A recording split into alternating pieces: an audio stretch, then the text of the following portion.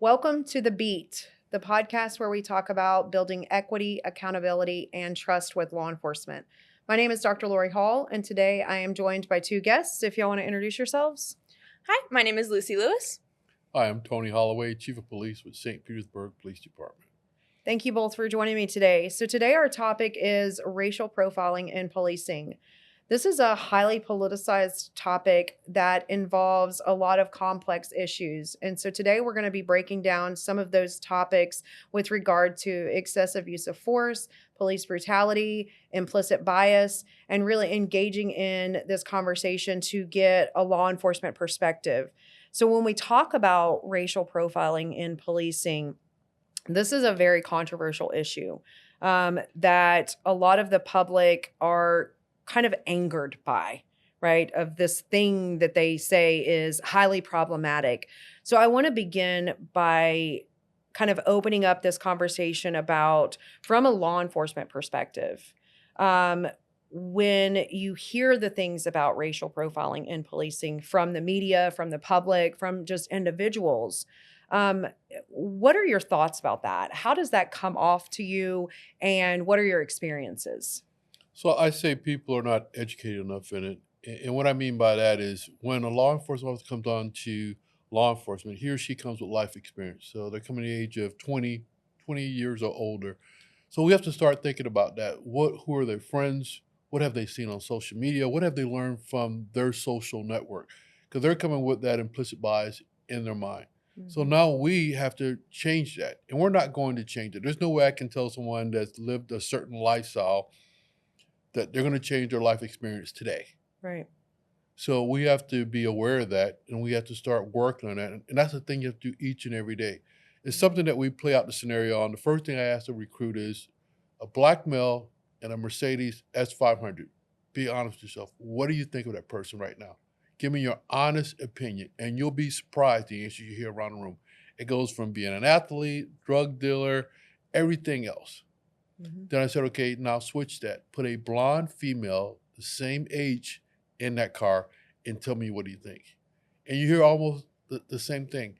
Hers would be either daddy's car, parents' car, gold digger. Couldn't be her car. Right. So that's what we have to start. That's what that lens has to start looking at, because these officers, they come in with that, with that bias. Yeah. So once we get that in place, then we work from there. Yeah, and you bring up a really good and important point with regard to understanding the dynamics, and that is implicit bias. So implicit bias is something that all individuals have, right? This is not unique to law enforcement officers, right? And so that is kind of the thing that we really have to understand first and foremost, that it's shaped by experience, right? Correct. And this is experience that spans across our lives, right? 100%. So it's rooted in a study that was conducted at Harvard, and it really highlights these, subconscious judgments and assumptions that we've made about other individuals just because of those experiences, but also that's shaped by the culture that we're in. And it's something that we all, even when we explicitly say we have this stance, there is an implicit bias that's going on.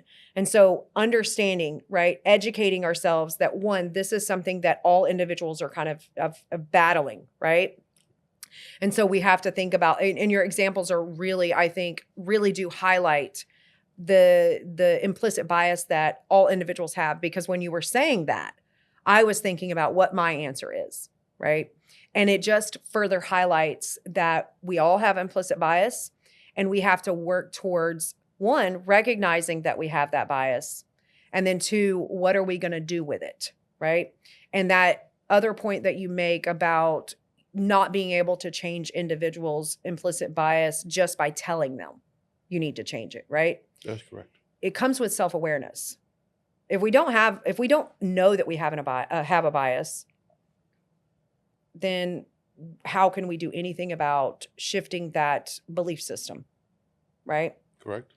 And so it leads us to understanding racial profiling in policing a lot more, because in policing, these biases are highlighted and reinforced just because of the nature of the interactions that law enforcement are having, right? Mhm. So they're having a lot of interactions with individuals in negative situations, and those things are reinforcing these belief systems, or they're modifying them in a way that resembles profiling, so to speak.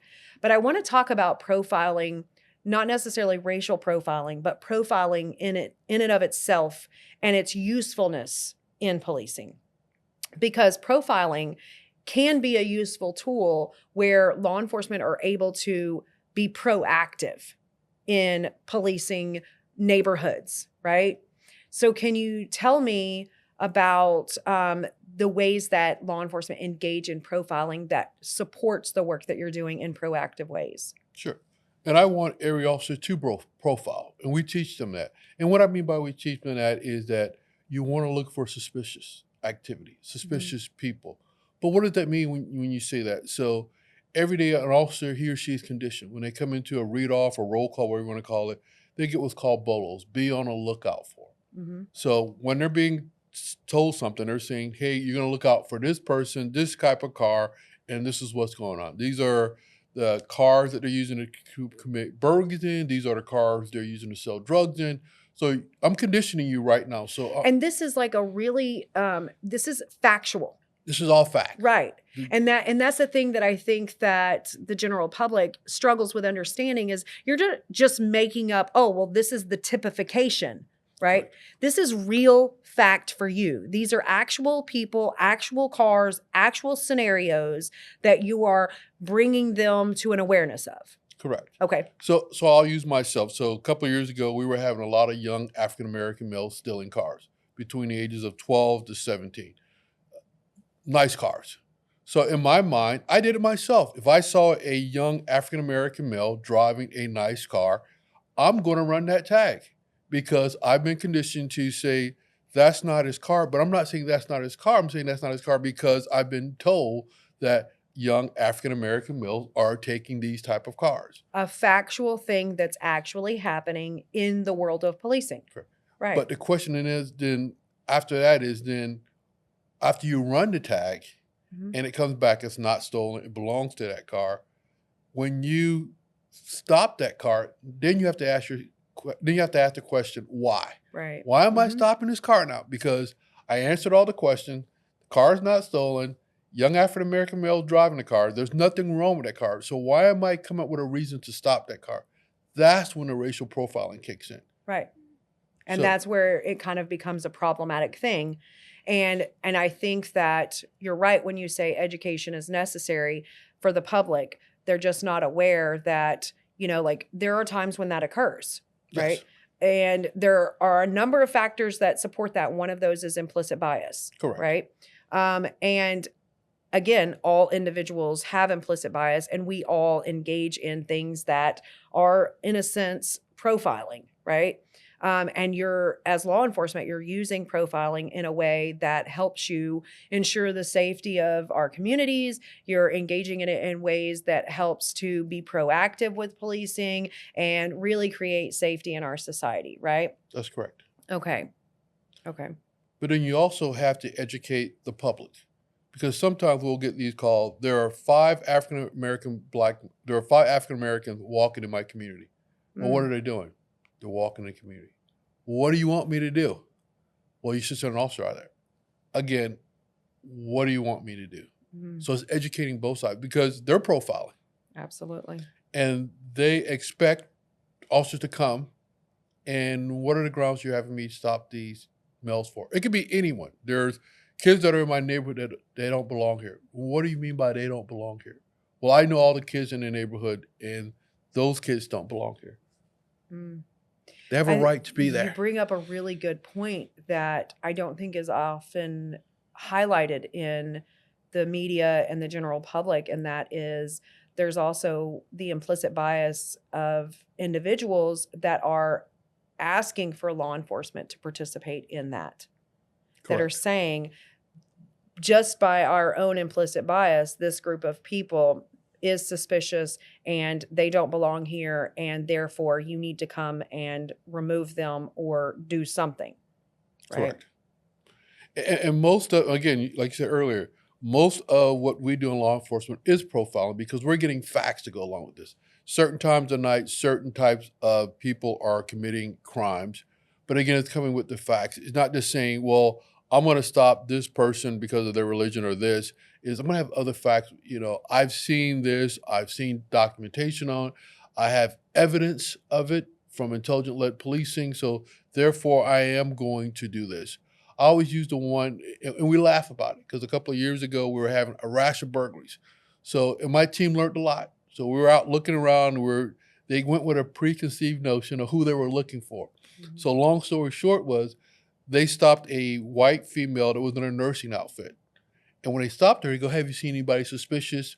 And she goes, "No." And they said, "Well, we're going to be working these hours, so if you see anything that's going on, let us know." Well, come to find out, she was the burglar. So they gave her the date, time, and place. Hmm. Because they were profiling. Absolutely. And no one else, and when we went back and looked at everything, is everyone saw this young lady in the neighborhood, but because she was wearing a nursing outfit, she belonged. So she used Yeah. that against everybody. Mm.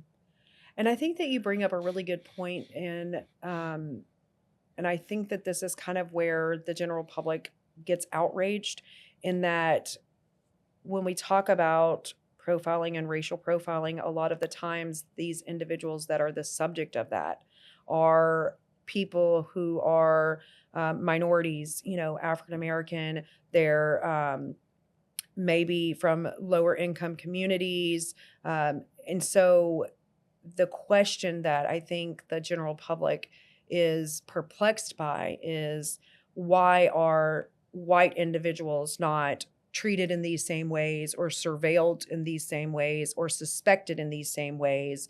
And, like, why, when we look at the demographics of individuals who are detained or arrested, they're almost exclusively minority populations. And so I think that this is where the kind of issue for the general public comes in, is they don't really have an explanation for that.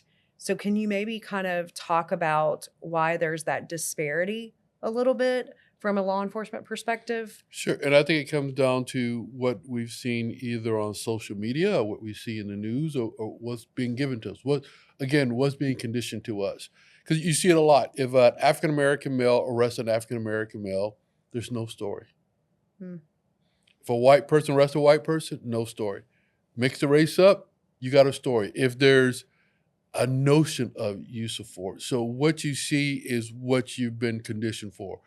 There's been a lot of police shows that are out there. So people see those shows, so that's what they expect from law enforcement. Mhm. They expect that use of force, excessive use of force.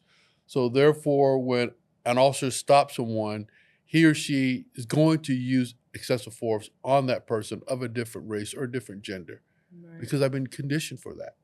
Yeah, the media has already kind of painted this picture that this is the expectation, that this is going to happen.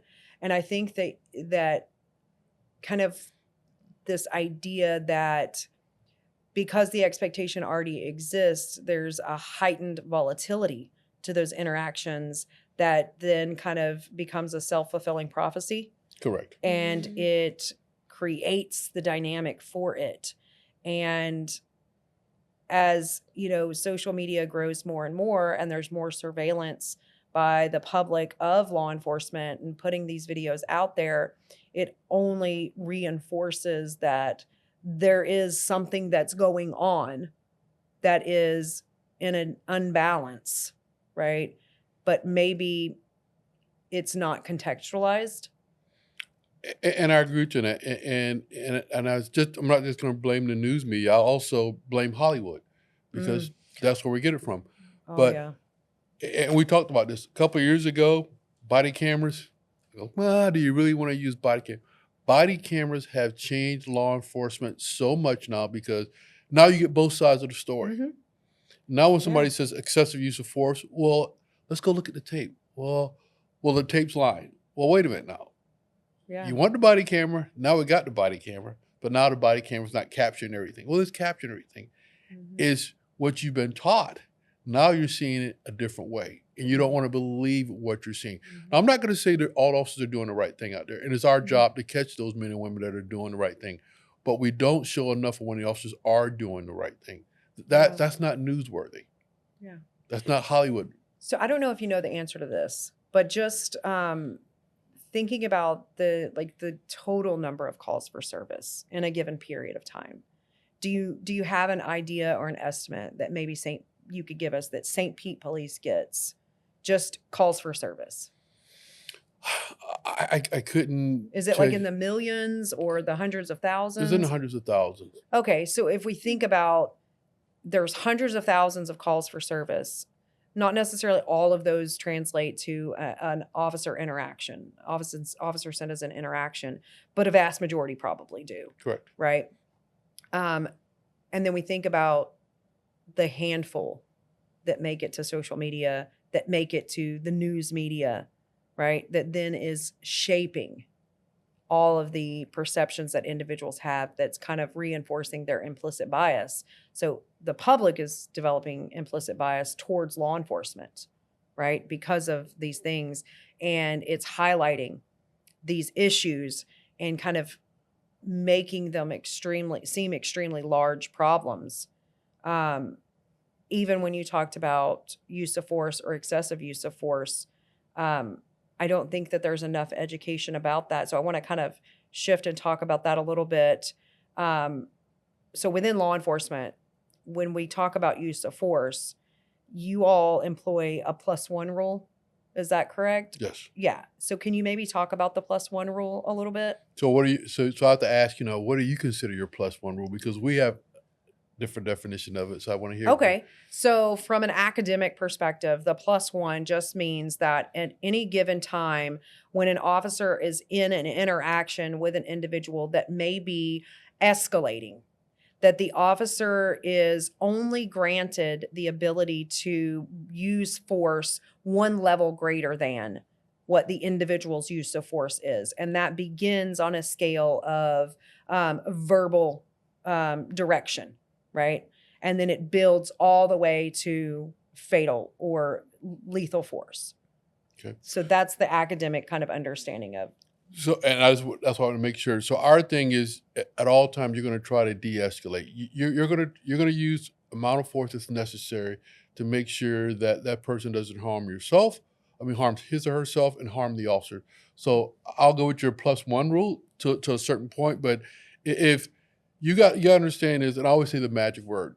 When I tell someone they're under arrest, by nature, they're going to pull away. Mm-hmm. They're going to do that. Yeah. So you got to understand that. I don't care who they are, they're going to pull away. So how much force, like I said, is necessary for that? Mm.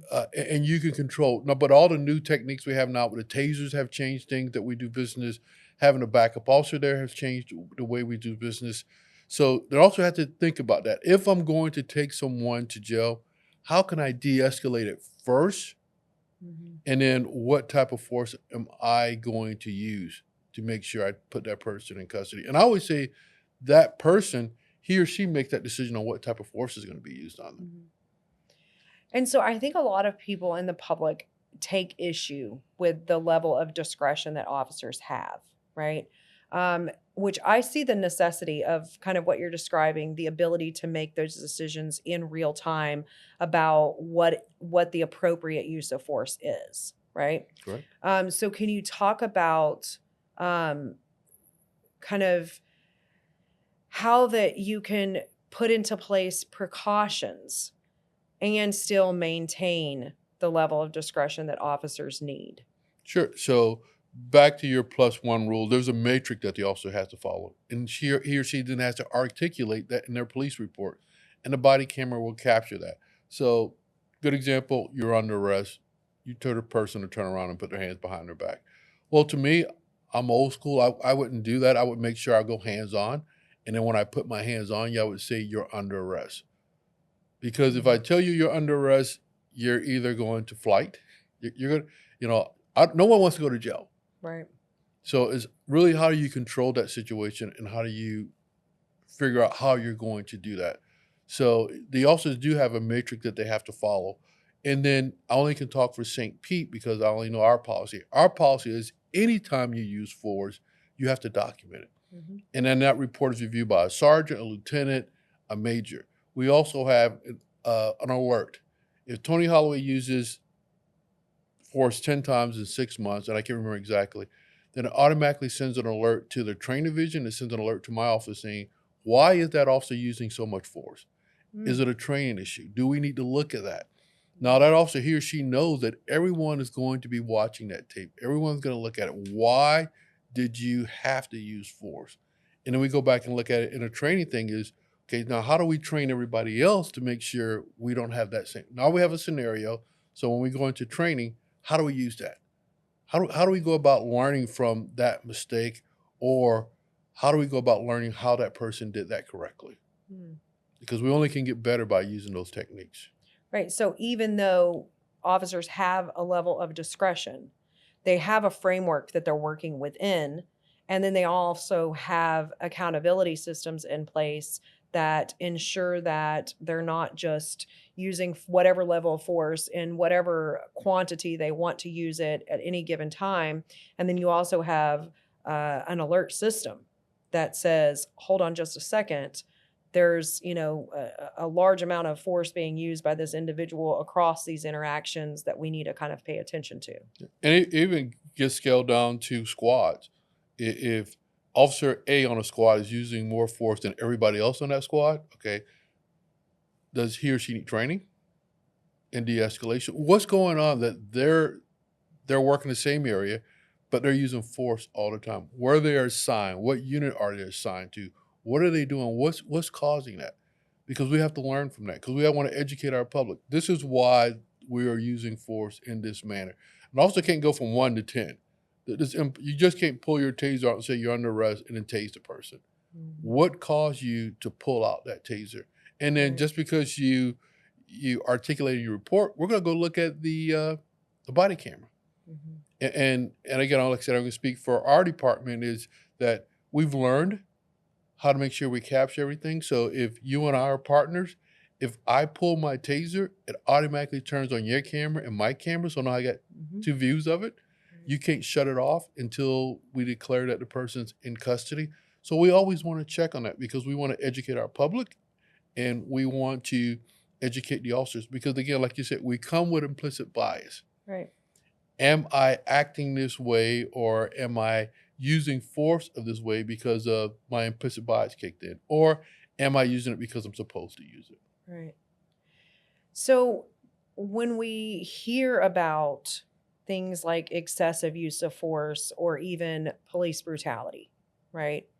Um, can you talk a little bit about your thoughts about that conversation that occurs in the public and where you identify some of maybe the errors on law enforcement part, but also the errors on the public's part in those conversations? So again, and thank you. It comes back to education. One, you also had to explain to the public, or in my position, I have to explain to the public of what's going on. And when he or she's making an arrest, they need to explain to the person. Put your hands behind your back. Keep talking to that person all the way through, so that person understands what's going on, because they have a lot of things going on in their head at the time. I'm going to jail. Why am I going to jail? What charges am I looking at? So you kind of like have to walk them through it. And then you have to turn around and educate the public. Why did you use that force you use? Again, I only can speak for St. Pete Police Department. So once we make an arrest, we have a committee, a civilian committee that will look at and say, don't look at the arrest, look at the policy. And how can we make that policy better? Did we do something right, or did we do something wrong? And if we did something right, how can we make sure we get that out to everybody in the department? And most importantly, how do we educate the community? Because what you're going to see on the news is a 30 seconds or maybe less of what happened, where you didn't get the whole 3 minutes of what happened. Yeah. So it keeps coming down to education, education, education. And again, some of those people we're not going to change. An officer in uniform, he or she is going to use excessive force all the time. If we explain why we're doing it, if we have things like this where we can talk about it, then we can educate each other. Why did that officer slam that person down to the ground? That was probably his or her own choice. Okay, did we teach that in academy? So you have to go through all those things. Mhm. So there's a conversation about kind of what you're describing as a few bad apples. And the conversation kind of goes like this, that law enforcement have been explaining the issues of racial profiling and police brutality and excessive use of force as a few bad apples that kind of spoils the whole bunch, right? And from an academic perspective, there is kind of a debunking of that argument, in that from academia, they're saying, well, no, this is a larger structural problem, that this is rooted in the history of policing and its direct connection to early forming of policing and being rooted in white supremacy, right? And so there's this claim that there is inherent bias across the system that's embedded in all of these practices. It's not just a few bad apples. So when we think about the history of policing and the early days of its foundation, and being, a direct kind of evolution of slave patrols, right? And so the creation of early American policing were these slave patrols to police slaves, return them to their masters.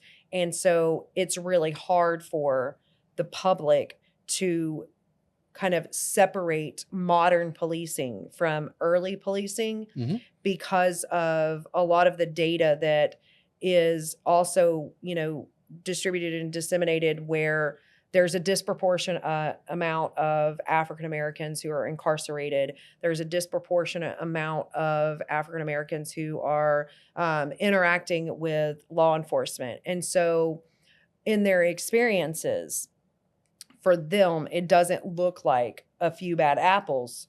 It looks like there's this, direct connection to white supremacy and its embeddedness in law enforcement. And so I wanted to kind of touch on this to hear your viewpoints on these discussions. Have you heard this idea of a few bad apples? Have you heard about, the white supremacists in policing and the connection to slavery and all of these things? Have you heard these things? And then what kind of is your response to that? Yeah, I've heard those things, but then you have to look at all the data. And sometimes we just look at a subgroup of data. So, and what I mean by that is, so I'll use last 2 years ago, we did a analysis. We made 10,000 arrests. Of those 10,000 arrests, how many complaints of use of force you think we got? And what would you consider a number? 1%, 2%, 3%? I don't think I've ever entertained what I would even think of as excessive use of force and like the percentage of that. Okay. So I'll tell you, we made 10,000 arrests and we had less than 10 complaints of excessive force.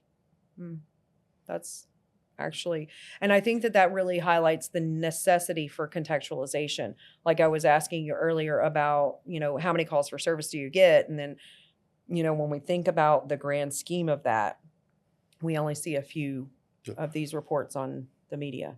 But those 10 reports are going to be the ones that highlighted, not the other 9,900. Mm-hmm. And then we look at the other thing, and like you bring up a great point is, then we go down, we do another thing. We're arresting more African American males than anyone else. Okay, so what are we arresting for? And I'll use our auto theft. Auto theft last year, 85% of the people that were arrested were African American males. Mm-hmm. So therefore, the arrest is going to be high in that category, but they're still in the cars. And sometimes the use of force is going to be high, because it's going to say, well, you arrested 85% African American males and you use force 85% less than whites. Well, and the use of force is the kids ran from cars. That's the use of force. Or the kid didn't go down to. So then you have to really go deep into what is the use of force. And again, our department is anything. If I take you down to the ground, that's the use of force. I think you have to look at deadly force, taser. You have to do all those subgroups to really get a better picture of it, and we're trying to get there, because if I say 85% of our use of force with African American males, you're going to say that's a high number. But I tell you, around 85% of people we arrested were African American males. They match up. So people then perceive that that's what's going on. A lot of our department, I think 65% of our department are white males. So therefore, that's where the white supremacists come in. Well, there's white males, but well, that number is going to look like that because of where they are. I think you have to do that deep dive and saying, okay, where is that officer working?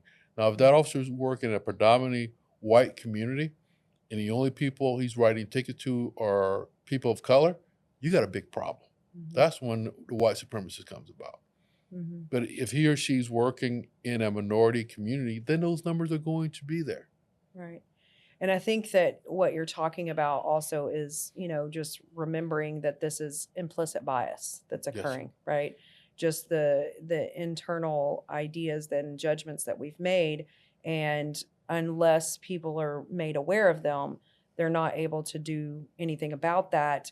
Going back to talking about white supremacy and policing, I think that it's important that we talk a little bit more about some of the things that you were saying with regard to contextualizing data, right? And so you mentioned 65% of the force are white males, right?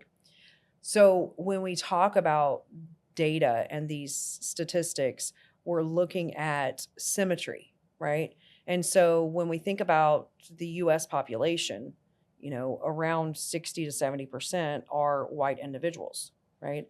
And to have law enforcement resemble the national image, right? We would expect to see about 60 to 70% of law enforcement being white. Right. The same thing can be said and should be true about our prison populations and our arrest rates, right? That if we truly have have symmetry in our systems, right? In the ways that we go about doing things, and it's not influenced by implicit bias, then we would find parity, which just means that there is symmetry across these groups. So with African American populations, it's roughly around 15 to 20% of our population. We should find that among our law enforcement forces, among our educational faculty, among prison populations, right?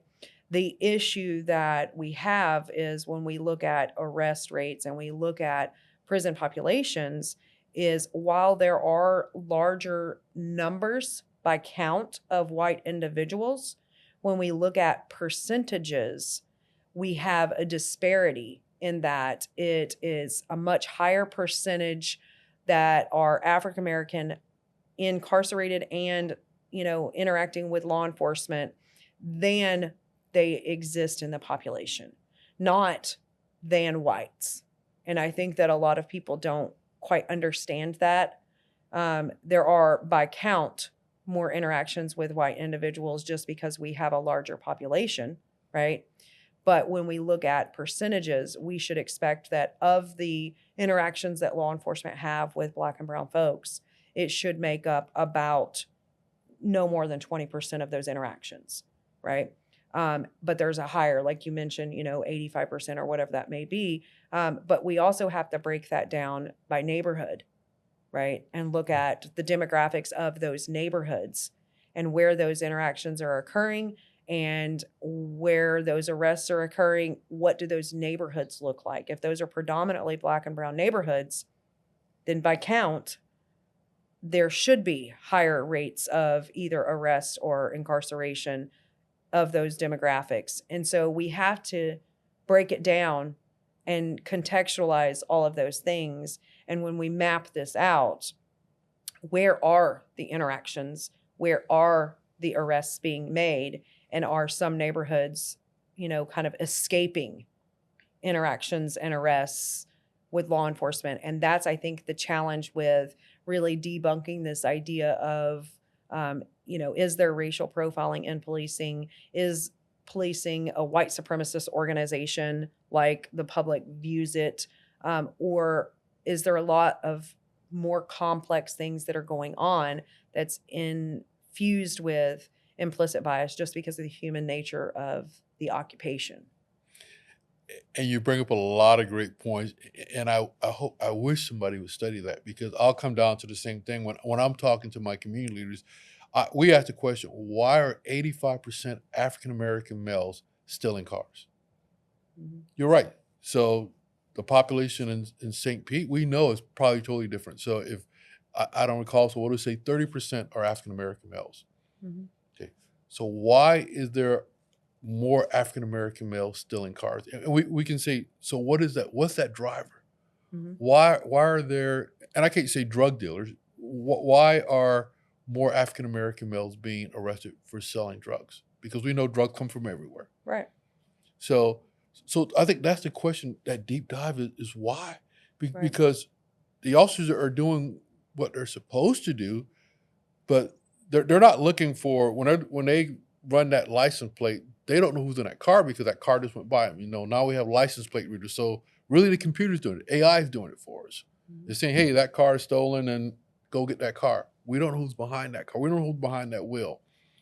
So the question is, why are we're coming in contact people of color Mhm. that are doing anything? Because then I can switch it around the other way. I can tell you, then that number, if you look at white collar crimes, 65% of white collar crimes are committed by Right. white people. Yeah, and you bring up a really good point about the colors of crime, right? So looking at, and this is a project that I've been working on for a very long time, but looking at the demographics of who commits what types of crimes, right? And why there are colors of crime, right? We see larger portions of white individuals committing white collar crime, right? And we see larger portions of black and brown folks that are arrested for drug offenses, right? And so what is going on that shapes perceptions of the types of crimes that individuals are committing or are arrested for and charged with based on demographic factors? And I don't know the answer. And that's why I think where the white supremacist comes into effect, because the white officers are arresting people of color, so therefore they're going after the people of color. Whereas, and I like your analogy, is that they're going after people because of the color of the crime that they're committing. Yeah. And I think that also it's important that we recognize that while it might look like white supremacists in policing, I don't necessarily think that law enforcement have that purview of, I am going to only arrest individuals of color. I am only going to arrest, lower income people. I think that it's a much more complex thing. But as you stated previously, there are a lot of facts that are driving this, right? But the bigger question I think that you point out is, why are certain demographics committing certain crimes? And that will solve a lot of, I think, our issues and and answer a lot of our questions when we talk about things like profiling and policing, racial profiling, white supremacy, use of force. Mm. And you asked a question earlier, you saying like call for service. So we are a reactive force. So Mhm. we're reacting to the citizens. So we're reacting to the calls that they're calling out, the crimes that they're calling out. Mhm. So therefore, that's what we're responding to. Yes, do we do proactive policing? Yes. And then that's another subset you should look at. When you're doing proactive policing, then who's being arrested when you're doing those proactive policing task force, whatever you want to call them? Who's being targeted for that? Mhm. And is that being driven by being reactive to what's going on in the community?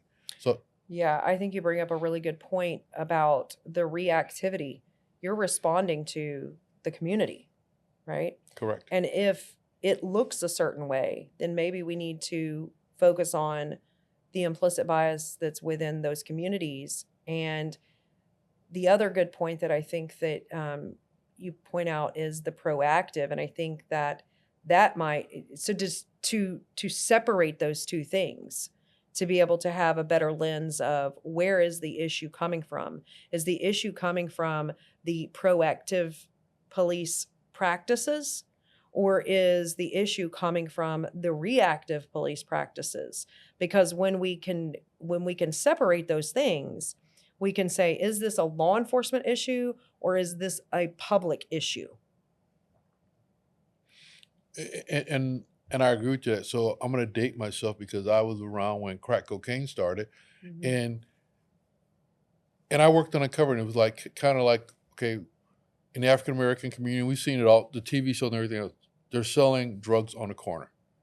In the white community, there's no one standing around the street corner selling narcotics. They're probably going to that person's house, picking it up, and then In white neighborhoods. and Right. someone will call and see in traffic. Whereas in the lower income communities, they're still on a street corner. And I had a wake up call because I can say I sold drugs legally because back then we did reverse sting operations, so we were selling drugs to people. But then when I looked at my base, 95% of people that I was selling drugs to were white people Mhm. coming into the black community. Mhm. You bring up a really good point, and I want to kind of give an example back to some research that was done some years ago. I can't remember the years, but the study was called "The Saints and the Roughnecks." Have you heard of this? Yes. Right. And so the Saints and the Roughnecks was a study about deviant behavior, criminal activity among I think it was juveniles. And they were looking specifically at two communities, white communities and African American communities. And ultimately, what they found is that both of these groups were committing crimes pretty much in the same rate, right? And the only difference is that there was a higher rate of law enforcement interaction among African American youth, and they were able to identify that the reasons that there was a higher rate of interaction with law enforcement among the African American youth was because of visibility and mobility. So African American youth likely did not have spaces where they could go inside to take part in whatever they were doing. So they were on the front porches, they were around the schoolyards, they were in the parks, they were on the street corners, right? So they're much more visible to law enforcement. And they also didn't have access to vehicles, so they were not as mobile. White individuals, white youth in this study, they had access to cars, and they were also driving into the communities with the African American youth and in the cars, right? Going into homes, and then they were leaving these communities. And so they were less visible, they were more mobile, right? Mhm. And so this kind of speaks to some of the issues with the increased interactions with African American communities and lower income communities as well, is because when we're talking about middle class crime, right? Correct. It's not, because we already know that crime occurs across all demographics. Yes. It permeates all demographics. All individuals are taking part in this across all of these things. It's not distinct to one group, right? So then we have to entertain this idea, well, why are African American communities, targeted, right? And really it's about visibility and mobility, right? But it's Mhm. also what you mentioned, the reactivity. When individuals are reporting to law enforcement that these are happening, and it most often is in, African American, Black and brown communities, it's because they're visible, right? So then that would go into the public's perception of things. People are seeing it more often, thus creating the bias that everyone thinks of because you see it. The media sees it, so that's what they cover.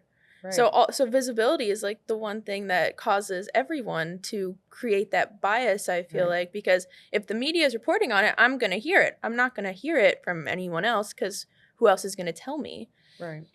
And I'm not going to blame the media. I blame it on all of us Right. because Absolutely. your generation on social media, they educate me up the clicks. If I want to get those clicks, No one's going to want to hear a story about an officer going out and playing with some kids in a park. Mhm. No one's going to hear about those officers delivering toys to the kids. An officer grabs a kid and throws him down to the ground. Everybody's watching. Yep. And it's going to get over and over and over again. And they're sharing. Look at this. Right. Watch this. Oh, yeah. Sending it to somebody. This happened. Oh my gosh, can you believe what they did? Right? But if an officer, he or she saves a kid, that's a one-day story. Yeah. I'm making too much out of it. That's a half-a-day story. Mhm. But like you're saying, Professor, if something else, that's going to go all week. It's going to go all the way up to New York, Chicago, wherever. Look what's happening in St. Petersburg.